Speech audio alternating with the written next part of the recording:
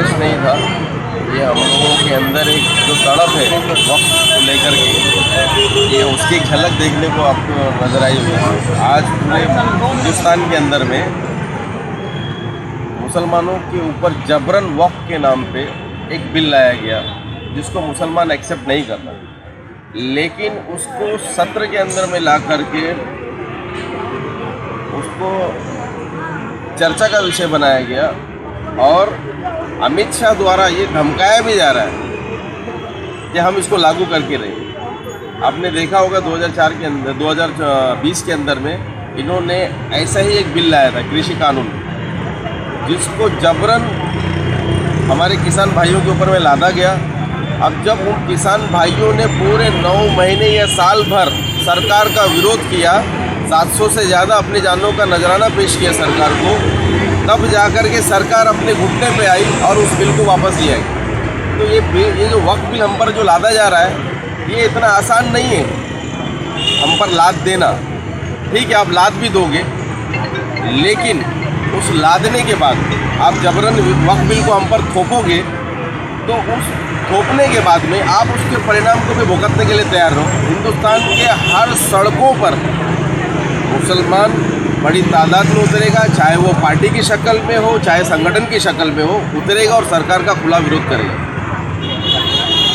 के खिलाफ इसके बारे में social democratic party of India SDPI Mumbai district से शेख मोहम्मद शोएब, मैं मुंबई वाइस प्रेसिडेंट हूँ। इस वक्त हुकूमत की जानिब से जिस तरीके की जानिबदाराना पॉलिसी को मुसलमानों के ऊपर लादा जा रहा है, ये बहुत ही भयावह है। और इस भयावह कानून को ज़बरदस्ती किसी कम्युनिटी के ऊपर लादना और सिर्फ उसके अंदर इस चीज़ को जाहिर करना कि कुछ गलत लोगों ने वक्त का मिसयूज़ किया है और उस मिसयूज़ को पॉइंट आउट करते हुए पूरे बिल को ही अंदर चेंजेस करना, ये बहुत ही दुखदायक है। हालांकि हम ये चाहते हैं कि जिन लोगों ने उसको मिसलीड किया है या जिन लोगों ने भी उसको मिसयूज़ किया है, उन कल्प्रिट्स को सज़ा देना चाहिए, ना बल्कि पूरे वक्त के अंदर अमेंडमेंट करके मुसलमानों की सारी प्रॉपर्टी को एक सरकारी प्रणाली के तहत उसको हथियाने की नापाक साजिश करनी चाहिए।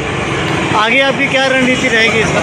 रणनीति हमारी बिल्कुल साफ है। आज सत्र में जिस तरीके से बिल को प्रोड्यूस किया गया, हमने डे 1 से ही इसकी मुखालिफत करना जो है पूरे नेशन वाइड हमारा प्रोटेस्ट था। मुंबई में भी हमने किया है।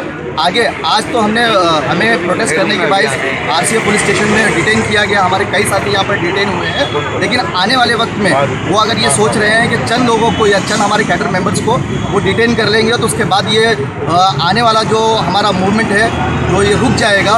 तो ये उनकी भूल है और वो इस तरीके की भूल करके अपने कमल के फूल को गायब करने की जो है ना ये हरकत कर रहे हैं। अब ये याद रखिएगा, इस तरह की नापाक साजिशों से हम डरने वाले नहीं हैं। हम बिल्कुल इनकी मुखालिफत करेंगे और मुखालिफत करके इस बिल को, हुकूमत को अपने इरादे को बदलने पे मजबूर कर देंगे।